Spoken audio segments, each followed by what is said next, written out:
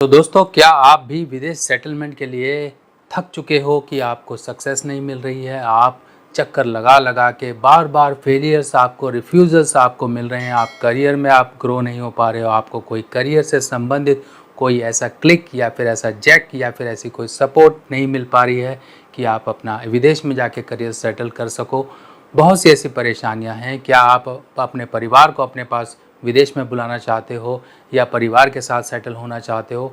आप इस दिशा में प्रयास तो कर रहे हो पर आपको सफलताएं नहीं मिलती हैं। कुछ लोग ऐसे होते हैं एक बार में ही उनको सफलता मिल जाती है, पर आप कहीं ना कहीं पीछे रह रहे हो। क्या कारण है, क्या ऐसे उपाय हैं, ये मैं आज आपको समझाने वाला हूँ। तो उपाय के साथ साथ कुछ एक ये चीज़ें हैं मेरे हाथ में, ये भी मैं आपको बताऊँगा। ये उपाय में बहुत ही चमत्कारी असर देने वाली चीज़ें हैं जो कि आपको मैं पूरी व्याख्या करके समझाऊंगा। तो आज मिलेंगे आपको आपके विदेश सेटलमेंट ना होने के कारण और इनके कुछ असरदार उपाय। तो दोस्तों नमस्कार, मैं सुभाष शर्मा चंडीगढ़ से लाल किताब के ज्ञान में आपका स्वागत करता हूं।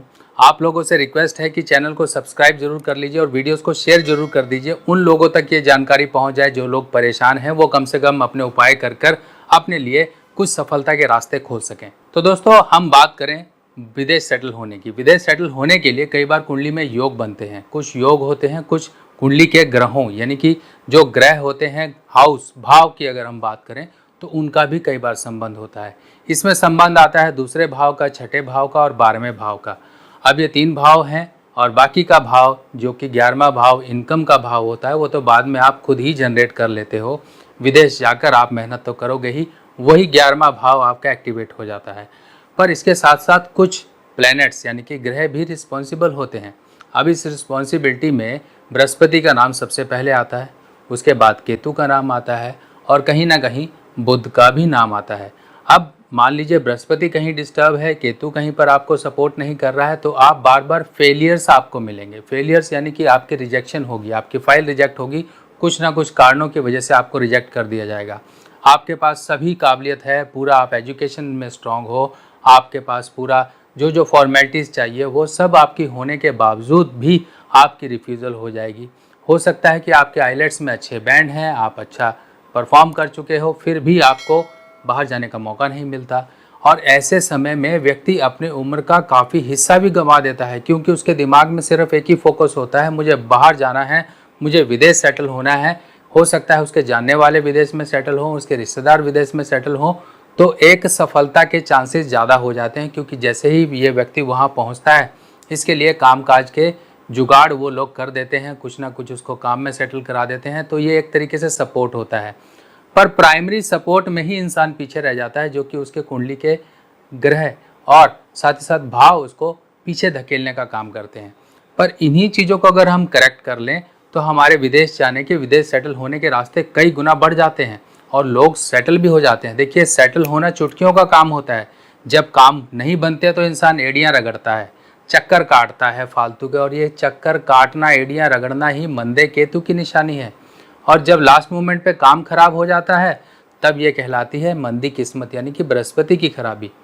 अब ये चीज़ें तो खराब हो ही रही हैं, साथ ही साथ बुध का रोल भी आता है। तो ये बुध का उपाय भी करने का अभी बहुत ही ज़बरदस्त समय है। और ये चीज़ें मैं आपको बता दूं जो मैंने आपको स्टार्टिंग में दिखाई, इनको कैसे हम उपाय में इस्तेमाल करेंगे, क्या क्या हमें उपाय करने हैं ताकि हमारे ये प्लैनेट हमारे अकॉर्डिंगली हमें असर देना शुरू कर दें और हमारे प्रयासों में हमें सफलताएं भी दिलाना शुरू कर दें। बहुत ही सिंपल रेमेडी है। पहली रेमेडी से स्टार्ट करते हैं, जो कि आप कोई भी व्यक्ति कर सकता है। इसके तरीके क्या होते हैं? तरीका ये है कि आपको लेने हैं 12 पीले नींबू, येलो कलर के लेमन ले लीजिए, नींबू ले लीजिए, हरा नींबू ना हो, कहीं से ख़राब ना हो, आपने ऐसे नींबू लेने हैं। पीले धागे में इन 12 नींबुओं को पिरो कर आपने माला बना लेनी है। और माला बनाकर ऐसी माला आपने 12 थर्सडे यानी कि 12 गुरुवार, 12 वीरवार इनको ले जाकर, आपने ये माला ले जाकर, एक माला ले जाकर आपने शिवलिंग पर अपनी प्रार्थना बोलकर अर्पित करनी है। अब ये उपाय के पीछे लॉजिक भी समझ लीजिए ताकि आपकी श्रद्धा और डिवोशन और आपका विश्वास भी बढ़े कि ये उपाय मैं कर रहा हूँ, किस लिए कर रहा हूँ। इस उपाय में बृहस्पति और केतु का असर शामिल होता है। बृहस्पति पीला रंग हो गया, केतु यानी कि खट्टा, जो नींबू की खटास है वो है केतु। पीले धागे में यानी कि बृहस्पति से हमने इसको, केतु को लपेट कर एक साथ बांध कर और इन दोनों चीज़ों को हमने शुभ किया। शुभ किसको किया? बृहस्पति को भी शुभ किया, केतु को भी शुभ किया। अगर कहीं पर नेगेटिव हो रहे थे, आपको असफलताएं दे रहे थे, दिक्कतें, परेशानियां, फेलियर्स आपको दे रहे थे, तो इस उपाय से आपके ये बृहस्पति केतु के दोष दूर होते हैं। और देखिए, आप चाहे उपाय जितने मर्जी कर लो, जब तक आपके अंदर श्रद्धा नहीं होगी उपाय काम नहीं करेगा। तो विश्वास के साथ, श्रद्धा के साथ उपाय करिए। तर्क जो है, तर्क को अपने घर पर ही छोड़ कर रखिए, क्योंकि तर्क और श्रद्धा में आपसी में दुश्मनी होती है। जहाँ तर्क आ जाता है वहाँ श्रद्धा नहीं टिकती है, और जहाँ श्रद्धा है वहाँ पर कोई चीज़ें नहीं टिकती हैं। तो श्रद्धा को अपने सबसे मुख्य और मेन पावर बनाकर आप उपाय करिए। देखिए आपका उपाय कितना ज़्यादा असरदार सिद्ध होगा। अब बात करते हैं और उपायों के बारे में। तो और उपायों में मेरे हाथ में ये आपको दिखाई दे रही है छिपकली। छिपकली देखिए, ये पीतल से बनी हुई है, और ये पीतल से बनी हुई छिपकलियाँ हो सकता है आपके यहाँ भी मिल जाएं। पूजा पाठ की जहाँ सामग्री मिलती है, पीतल का सामान जहाँ मिलता है वहाँ से भी मिल जाएं। अगर नहीं मिलती है तो आप मंगवा सकते हैं, कोई दिक्कत नहीं। पहले उपाय समझ लीजिए कैसे करना है।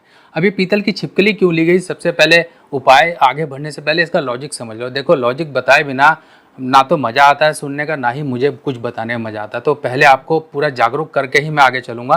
पीतल की छिपकली, पीतल जो कि बृहस्पति धातु है, और छिपकली को लाल किताब के अनुसार केतु माना गया है। और यहाँ पर जब हमने छिपकली ली, छिपकली यानी कि बृहस्पति में हमने केतु को बांध लिया, इसकी आकृति दे ली। इस तरह से छिपकली लेकर आपने 12 छिपकलियाँ लेनी है। प्रति शनिवार को आपको एक छिपकली जल प्रवाह करनी है। या तो जल प्रवाह करके आए, या फिर आपको शिवलिंग पर, ध्यान से सुनिएगा, ये छिपकली आपको सिर्फ और सिर्फ शिवलिंग पर ही अर्पित करनी है। किसी और देवी देवता की मूर्ति के आगे मत अर्पित करना, शिवलिंग पर ही आपको अर्पित करनी है। अगर आपके यहाँ नदी नहर है तो जल प्रवाह कर दीजिए, बहुत बढ़िया रहेगा। अब ये आपको प्रति शनिवार यानी कि एक शनिवार एक छिपकली, एक शनिवार एक छिपकली, ऐसे करके टोटल 12 शनिवार आपको ये उपाय करना है। ये उपाय कर लीजिए। और इसके साथ साथ अब जो अगली बात आती है वो आती है सुलेमानी पत्थर के बारे में। अब ये मेरे हाथ में ये सुलेमानी पत्थर देख रहे हैं। देखिए, सुलेमानी पत्थर में 2 रंग हैं। अगर मान लीजिए 2 रंगी की बात करें तो 2 रंगी चीज़ें केतु से संबंध रखती हैं, और केतु से संबंधित जो चीज़ होगी वो होगी आपकी, अगर हम केतु की बात करें, केतु ही यात्रा है, केतु ही आपको विदेश सेटलमेंट दिलाएगा, केतु को भी शुभ करना है। अब वहीं पर बात आ गई कि केतु भी है, अब केतु को हमें शुभ करना है, यानी कि बृहस्पति के साथ हमें मिलाना है।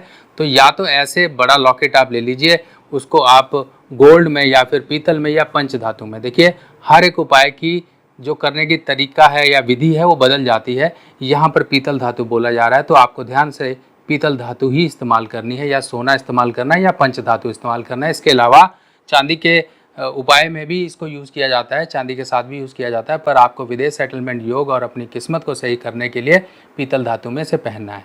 ऐसे आप इसे या तो पहनिए, गले में लॉकेट बना के पहनिए, या आप अपनी कलाई पर ब्रेसलेट के तौर पे पहन सकते हैं, या फिर आप एज इट इज़ ही इतना बड़ा पीस रखिए तो बढ़िया है। छोटे पीस ना तो आपको पता लगेंगे, अगर मान लीजिए आपने रख लिया है, बड़ा रहेगा तो एक अच्छा पॉजिटिव इफेक्ट आता है, क्योंकि लॉकेट वगैरह ही हमने पहनना है, ब्रेसलेट पहनना है। जितनी बड़ी चीज़ होगी उतना आकर्षण और उतना ध्यान उस चीज़ पे ज़्यादा जाता है, और उस चीज़ पर जब हम ज़्यादा फोकस करते हैं तब वो प्लेनेट भी उस हिसाब से एक्टिवेशन होता है।